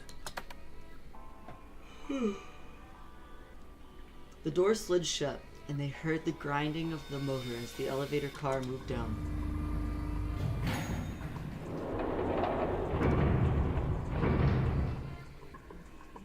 It opened! Look, Jumpy! June's voice was excited, but Junpei could hear a tinge of anxiety. Sweet! It opened! Let's get going. He grinned at June and stepped toward the open door. As he was about to set foot in, he felt a hand on his arm. Wait! What? I'm not really, I just, oh gosh. Junpei was at something of a loss. What could she possibly be so frightened of? June was probably afraid of... They could only go down in the water, what? Or being locked up alone with a boy. After a little thought, Junpei decided that she had to be nervous about being locked up in such a small space alone with a boy. Well, we will be all alone in here. In a way, it was kind of cute. Very demure, you could say, he thought. Still, even though it wasn't exactly roomy in the elevator, they weren't going to be pressed up against one another. At least they didn't have to be. Still, it was making her nervous. Junpei couldn't help but think how innocent she was. Jumpy? Huh? Oh, nothing. It's not important. Come on, let's go. Again, he stepped toward the elevator. And again, he felt himself restrained. I said wait a minute. Why? Aren't you afraid, Jumpy? Afraid of what? Well, I've never, you know. It's your first time? She'd never been in an elevator with a man alone before. Even so, she still seemed awfully alarmed. I might get wet What? down there. I'd get soaking wet. Well, I mean, of course you would. That's the way it works. I mean, I've never heard of anyone getting soaking wet somewhere else. That's... You don't mind Mind what? getting wet? Well, I don't know. I think I'd probably, you know, like it. Gosh, Jumpy, you're so brave. Really? I mean, I kind of think any guy would do the same thing, you know? What happens, happens, right? I mean, if you get the chance, you've just got to go for it. That's what a man is supposed to do. I guess. I guess. You're so cool, Jumpy. I really admire you. That doesn't really seem like the sort of thing you ought to admire someone for. I'm really scared. Yeah, I mean, like you said, you've never done it before. Yes. So, I don't think I'll be able to last very long. And then it'll be over. Over? Yes. I'll go to heaven. Heaven? It feels kind of like you're floating in space, and your mind gets all it's fuzzy. funny as like hell when you though. pass It's so out. cringy. It's like, oh my god. But like, it's also like, I don't know. The scene always makes me laugh. At least that's what I've heard from people who have experienced it. Yes, I've heard that too. Although I don't think the same thing happens to guys. What? Huh? But it would happen to men too, wouldn't it? It would happen to anyone. Once it gets into your body, the same thing happens to everyone. Well, I mean, usually it doesn't go inside the man. I mean, generally. Yes, it does. Well, eventually it will. It's not like you really have a choice. Your body will force you to swallow some of it. Eventually. What are you trying to do to me? Nothing. I'm not going to do anything to you. I'm just saying that that's what happens. It's a psychological reaction to what you're experiencing. Oh, I love is it. that It's so great. Because they're having two completely different conversations. And it's only natural? Is that what's natural for living beings? Perhaps he'd been mistaken all these years. Had he misunderstood life so gravely? The thought terrified him. June seemed to be entirely oblivious to Junpei's mounting confusion and terror. I know most men probably have larger lungs, but even then, I don't think you could hold your breath for 20 or even 10 minutes. Eventually, you'd have to breathe, and then the water would get into your lungs. Once that happens, your body won't be able to get oxygen anymore, and you'll start to feel that floaty feeling as you pass out. Oh.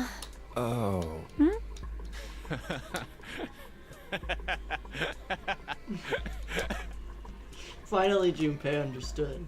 He understood what June was trying to say and why she was so scared. Yeah, you're right. See? She was afraid that the only elevator button pointed down. That meant, of course, that the elevators couldn't go anywhere higher than the floor they were on. As he thought about it, Junpei realized he hadn't seen elevators on the A or B decks near the central staircase, all of which meant that the elevator could only convey them to the lower decks.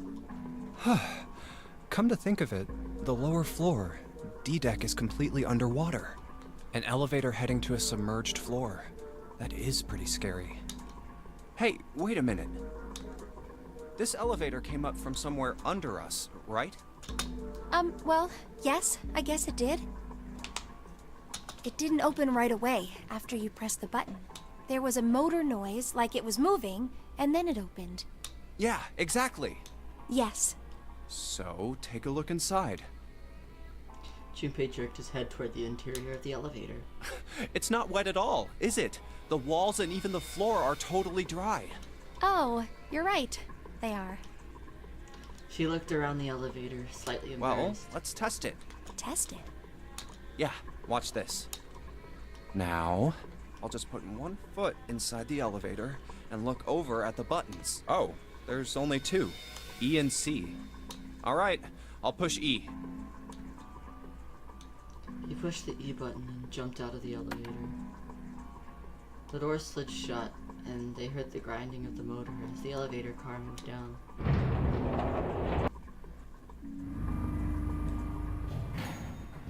I think I can hear it opening on E deck.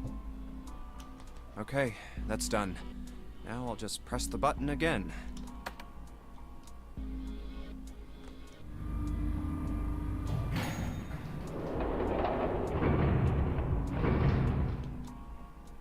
Yep, not a single drop of water to be seen.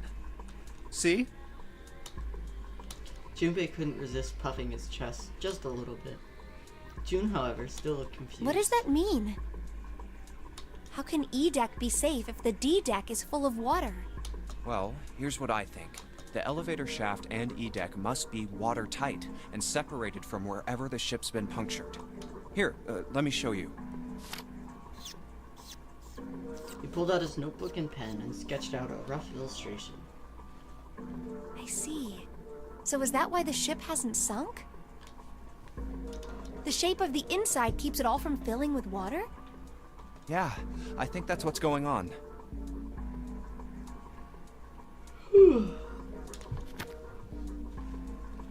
Junpei continued talking as he closed the notebook and slipped it back. So I'm gonna go down and check it out.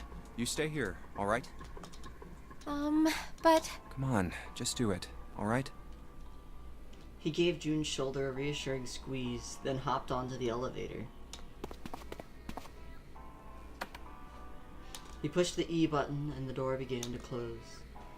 June looked worried and her eyes darting back and forth as if she was trying to make a decision, when suddenly...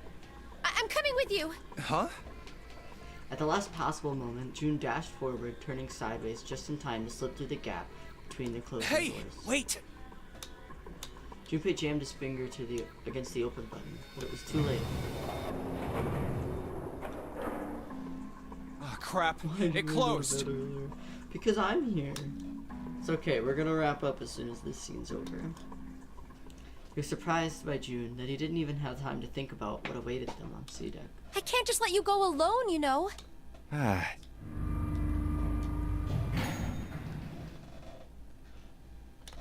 The elevator stopped and the door slid open. They tentatively stepped out and looked forward. It looks normal. No fish going about their fishy business, or jellyfish floating lazily through the water. There was, however, a blowfish, or at least something that looked very much like one. June's cheeks were puffed out, and her mouth a tiny, intense frown. Oh, knock it off. It's just like I thought. This part hasn't flooded. Come on, just look around. There's no water here. Junpei looked around nervously. You're right. It's not flooded at all. See? But there's a whole lot of water. Yeah, right on top of us. What's gonna happen if the ceiling breaks? Junpei thought about that for a moment. Well, we'd probably get really wet up there. Huh? At any rate, we should probably go back as soon as we can, once we're done looking around down here. Lotus and Santa might already be back. Okay, good idea. Now then. Junpei glanced around the room they'd found themselves in. The first thing he noticed was a set of thick iron bars. They ran the length of the room, separating the left elevator from the right Iron one. bars. Well, we can't go over there. Right. Then maybe... In the corner of the room that housed the elevators, Junpei found Well- an opening. He walked up to it and stuck his head around the corner. It looks like there's a long straight hallway down this way. Something's written on the door at the end. Wait, is that... Let's check. Junpei and June set off down the hallway at a brisk clip, somewhere between the run and a jog. Before long, they found themselves in front of the door. On it was a number written in bright red paint. 6. I knew it! This is a number... And indeed, there was a red bolted to the wall right next to the door. But we can't do anything with only the two of us. We better head back and let everyone know. Yes. Junpei and June turned and headed back to C deck. Wait, what's this? On their way back, Junpei noticed a map on the wall. Is this the map for E-Deck? I should take it with me.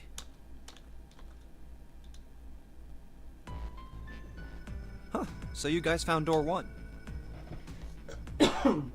They'd met back up with Santa and Lotus, who had explained what they'd found. Apparently, there was another numbered door on A deck, just like the one on E deck.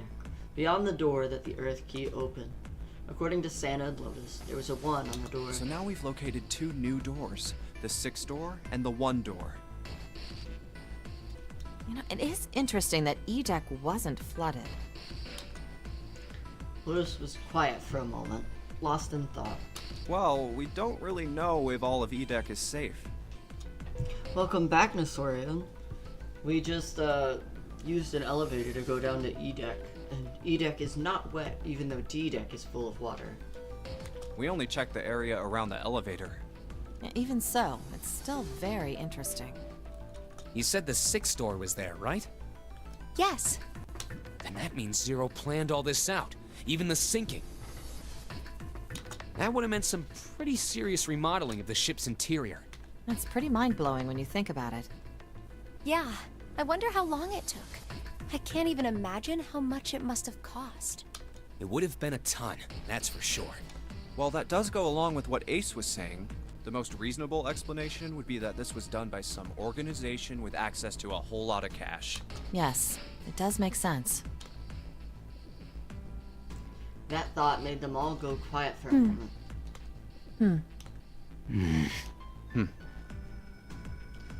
June bit her lip while Lotus sighed softly to herself, and Santa cracked a stiff neck and stared off into the distance at nothing. Yeah? I don't think it's a very good idea to stay here. June looked up at Junpei with large, pleading eyes. Yeah, you're right. Ace and his team might be back already. Well, Junpei, and I should be able to open door 1. Huh? You guys leaving me behind? Just kidding. All right, let's go. Lotus's words were all the impetus they needed. Back to the large hospital room they went.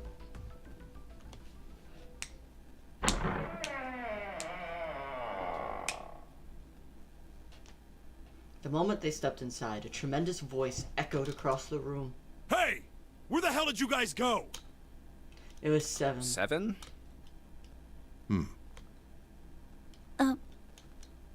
Ace was right behind him, and Clover was behind Ace, though she seemed to be hanging back.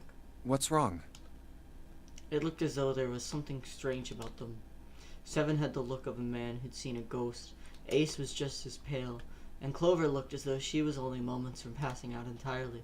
For a long moment, they simply stood there, looking at one another. Junpei looked around, nervously waiting for someone else to speak. No one did. He looked at 7. What happened? What the hell kind of question is that? 7 was trying very hard to be angry, but something had shaken him hard. His shoulders were trembling and his voice was strained. Snake is... 7 couldn't finish. He just looked away, his face twisted by Junpei wasn't sure what. Instead, Ace spoke. He took a deep breath, closed his eyes, and spoke. Snake is dead. He died, just as the 9th man did. It was as if all the air had suddenly been sucked out of the room. Junpei felt his heartbeat quicken, and he realized he was having trouble breathing. He could feel cold sweat beading on his forehead and neck. June, Santa, and Lotus looked the way he felt. All 3 were frozen in place, their faces Oh my white. god. That's not true, is it? We should make sure. Yeah, right. They nodded to one another and headed for the door marked Wait. number 3. Not that way. What? What? They stopped short and turned around to look at 7. He was pointing at the door with no number. I stuck a screwdriver in there to keep the door from closing all the way. It's not locked, so you can go in that way. Where? The shower room. The left side of the hallway. I put a broom in there too to keep the door open. That means we can get in without going through the numbered door, right? Yeah. Then let's go.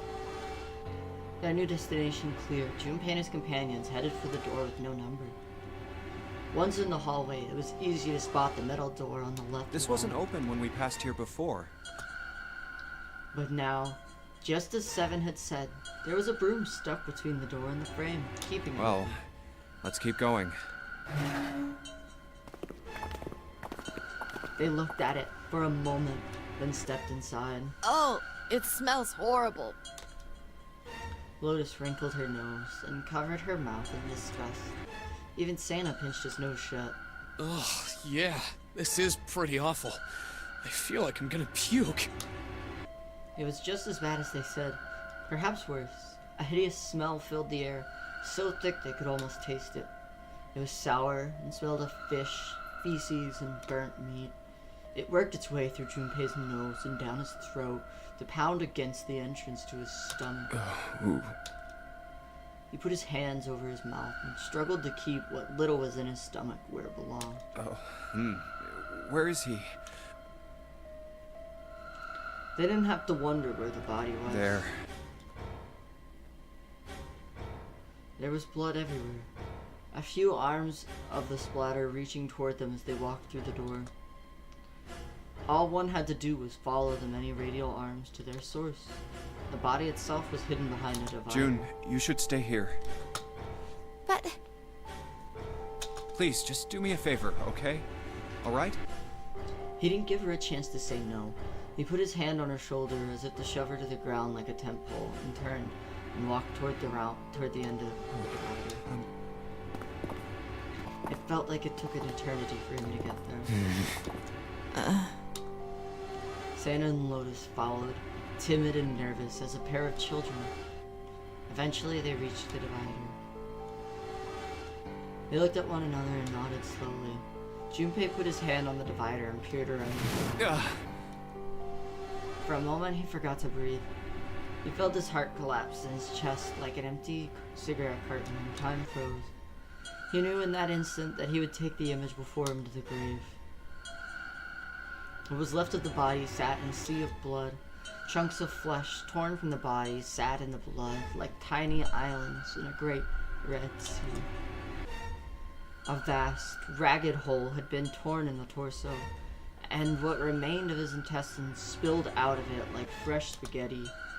Smaller chunks of meat had splattered against the wall and become stuck there as they dried. Globules of yellowish fat had left trails like tiny slugs as gravity pulled them down the wall, even as they dried to it. Just like Ace said. Santa's voice was strained. Junpei suspected he was holding down some vomit of Just his like the own. ninth man. The detonator in his bracelet set off the bomb in his gut. It looked as though the explosion had been quite powerful. Oh god. The bone is coming out of his left arm.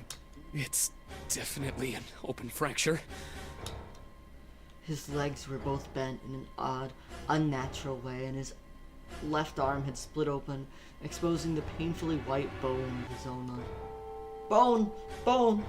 Guys, we got bone! His bracelet lay next to him.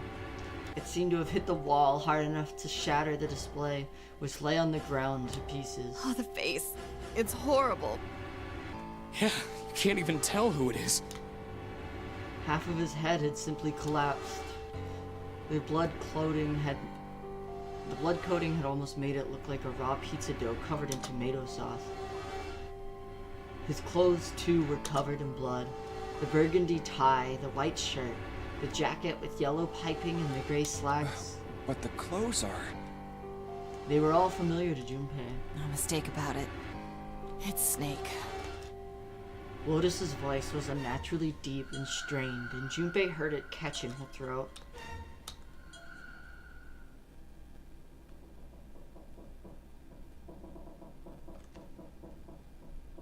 Yeah, the writer was really hungry when they were writing these horror scenes. The squeal of tortured metal made Junpei's teeth curl. It sounded like the noise a ghost would make. No matter how many times he heard it, he never got used to it. Every time it put him on edge. It didn't help that there was a girl nearby who looked far more like a ghost than a living human should. It was Clover. She sat on the edge of a bed, her head drooping listlessly onto her chest. Her eyes were blank and stared across the room at nothing. Her breathing was slow and mechanical. Aside from the rise and fall of her chest, she didn't move. Junpei felt as if a nudge might cause her to shatter into 1,000 pieces. Snake was probably murdered. chances are he was killed the same way the ninth man was.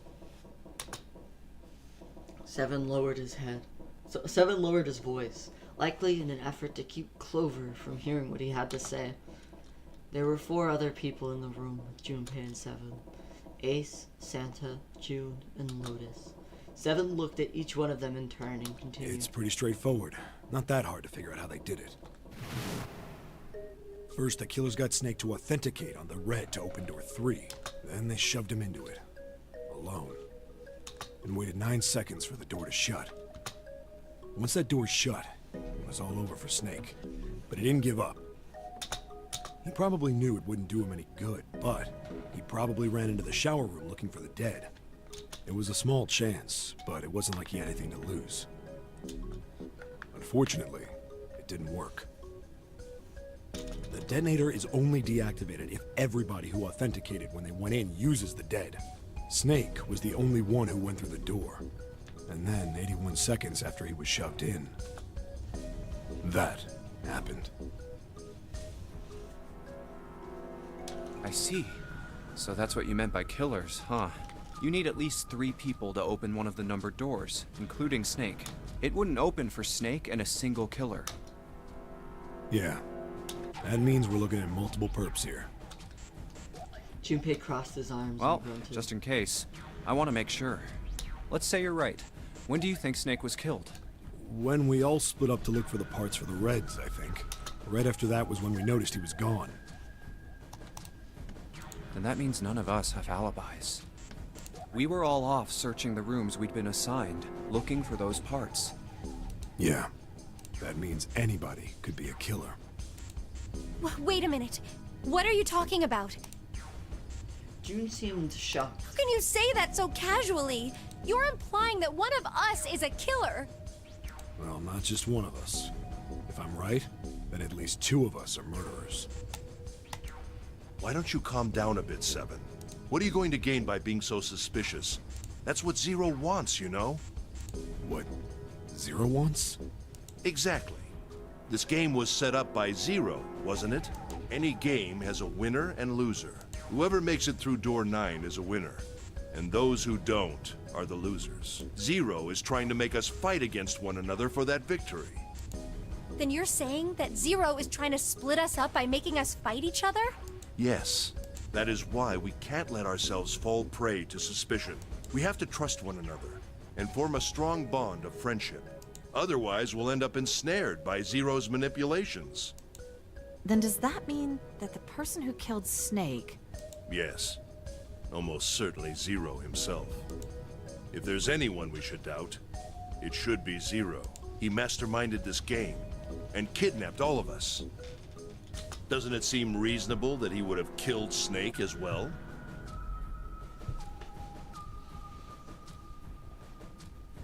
Sure D&D does. The winner is everyone who gets to play, and the loser is everyone who chooses not to. Good question. Junpei hadn't really If considered Zero that. killed Snake, then Zero is on the ship with us. Junpei...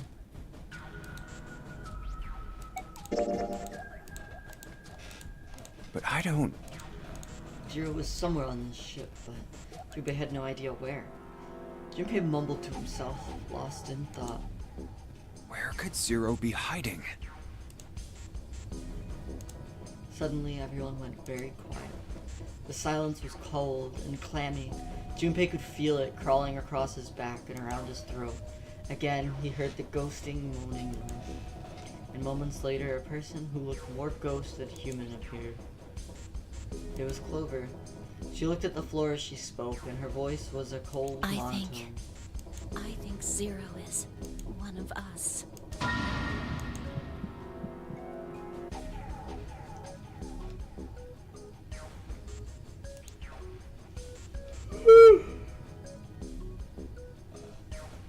Every human body in the room froze. The only sound was the muffled rustling of breath. Eyes darted from face to face. One of those faces was the face of their jailer. But who? Well, that's possible. Huh? Like Clover said, Zero might be one of us. are you saying, Jumpy? Didn't you hear what Ace said? Exactly. I said we shouldn't suspect one another for no reason. No reason. I've got a great reason. And what's that? The bracelets. He held out his left arm. Why are the bombs in our bodies connected to the bracelets? You're all thinking Zero's hiding somewhere watching us, right? If he's doing that, then he could just detonate the bombs by remote control if someone did something they weren't supposed to. It would be a lot more precise and a lot easier. But if that's the case, then why is the bomb set off by the detonator in the bracelet? You got a point. I'm not done. Try applying the same ideas to the Nonary game. All of the puzzles here run all by themselves. In other words, Zero doesn't have to be controlling them for the game to move forward. Why's that? Why would Zero bother to do something like that? Junpei let the question hang in the air and looked at the others. It was Santa who answered. So let's say you and Clover are right. Zero's one of us. If that's the case, then it'd be really hard for him to keep track of all of us or control anything remotely. That's why all the puzzles run by themselves. That's what you're getting at, right? Yeah. Junpei Seven, nodded. when we were talking earlier, you said any one of us could be Snake's killer, right? Yeah, something like that. All right then. I've got a question for you, Ace. You said something like Zero must be the one who killed Snake, right? Yes, something like that. So what do we get if we combine those? They fit together pretty well, I think. Something like this. Whoever killed Snake is Zero. Hence, Zero is one of us. Seven and Ace's theories aren't mutually exclusive. They actually complement each other pretty well. At least they do if Zero is one of us. No one spoke. Their faces were grim, but Junpei wasn't sure if they believed him or not. Finally, Lotus spoke up. What were his motives? His motives? Yes, isn't that pretty important? Why would Zero want to hide as one of us? Oh, well, that's because... Junpei choked. He hadn't thought of that, and he had to be honest with himself. He had no idea. I don't know. Well, so much for making a persuasive argument, Junpei. In other words, you only had I don't really think that's enough to go on, you know? Ah. Junpei was painfully aware of their eyes on him and their disapproval. He tried to find something else, anything else to look at. Then, in that horrible silence, they heard a bell begin to ring. It was the clock at the central staircase. It's 3 in the morning. That means we have 3 hours left. Then we need to move now. Seven, Clover, Junpei, I know how you feel, but you do understand that right now it's important we trust one another, don't you? You're right, but... Junpei couldn't bring himself to respond. He swallowed the words he wanted to say and sighed. Seven and Clover remained similarly silent. Their eyes were looking at something somewhere else, very far We must away. go. We have very little time left. Ace's words put their feet to moving. They all knew where they Our were next going. destination is... Mercury. But maybe you and June should check it out first and then report back to us. All right, let's go, June. Right. Here it is. It sat, bolted to the wall near the stairs that led to the casino and the kitchen between the 2 elevators. The Mercury card reader. We're using the card 7 gave us, right? Yeah, I found it when we were checking out the shower room. I think Seven said something like that. Anyway, let's see what happens.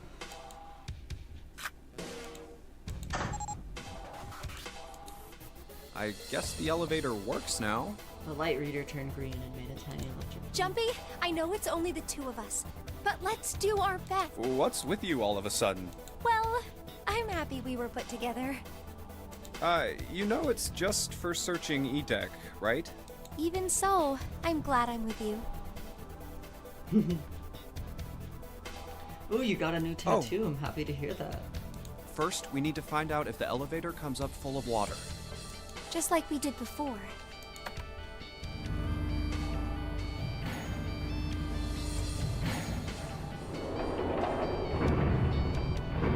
Another wet elevator. Yup. Oh, here it is. I knew it. It's not wet at all.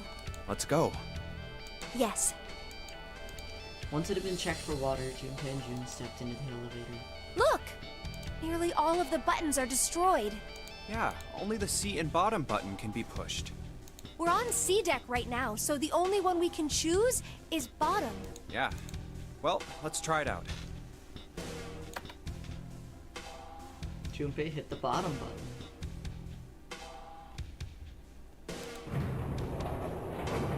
The door closed.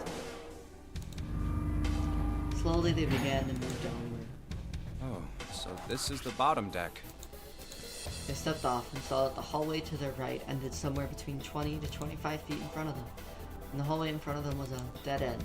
But not a regular Hey, dead end. over there. This is a numbered door. This is the 8th one we found. There were 2 numbered doors on B deck near the central staircase. They were doors 4 and 5. 3 more in the large hospital room, doors 3, 7, and 8. And the door we found on E deck, and the door Lotus and Santa found on A deck. It was a 6 on the door on E deck, and a 1 on the door on A deck.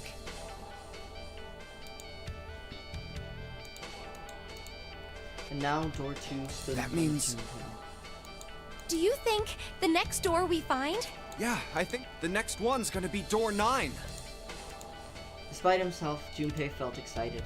There was something about the excitement that frightened him as well. Finally! Yeah, You don't look very happy about it, though. it's not that. I just hope nothing goes wrong. You're right. We should keep our fingers crossed. Let's head back. Okay. He did his best to put it from his mind and headed back to C deck with June. 1, 2, 3, 4. All right, 7 pieces. The pieces of paper they'd folded up lay on the ground next to June's. Everyone had written on a paper pulled from Junpei's notebook in an effort to put together a blind Just vote. double checking, but everyone wrote their code name and a door number they want, right? Yes, just like you told us earlier. Can't believe we're voting here. Why had they decided to vote that? We need to make the whole thing fair, blah-de-blah. This is a complicated plan, you know. Hurry it up, Mr. I have a brilliant idea. They decided it simply wasn't fair to ask everyone at once. Okay, hold on. Actually, I'm gonna. Yeah, quiet in the peanut gallery. Oh, my keyboard died.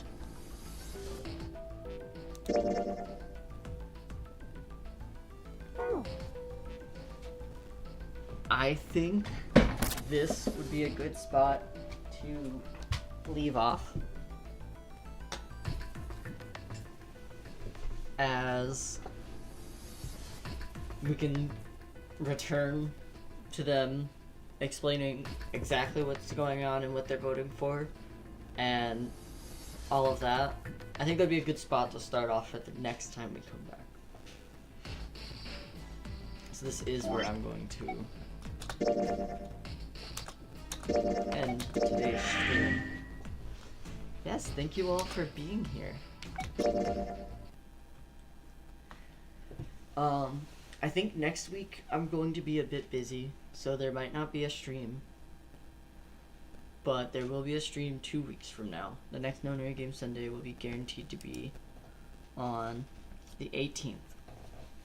I think we'll have 2, the 18th and the 25th, and then I think the first couple weeks of February I'm going to be busy, but we might get something else in the meantime. But yeah, also a little look into the future as well. My plans for 2026 as a whole for this channel. I'm gonna make a tiny video about it, but I'll let you guys in on it now. I was playing Metroid Prime 2 at the end of last year. I want to start speedrunning that, so I need to get the proper stuff to do so. I can get a capture card for my GameCube, but also I'm gonna get a proper adapter for my GameCube controller so that I can get practice in on PC before I do that, because there are tools available to make learning it and practicing it more accessible. But so I want to do that and like obviously stream my adventure doing so. We're obviously going to have more Nonary Game Sunday. I think we might beat this and Virtue's Last Reward. I don't know if we'd finish Zero Time Dilemma by the end of the year. Maybe though. Honestly, I could be vastly underestimating myself. But I think we should have Virtue's Last Reward done before the end of this year. Zero Time Dilemma might be a bigger investment, especially if I'm only playing it weekly. I have not found my nose yet. I might get a new one. Who knows? Honk honk. I still have to play Dark Souls 2. I wanted to play all the Dark Souls games. I finished Dark Souls 1 last year, so I want to play Dark Souls 2 this year. And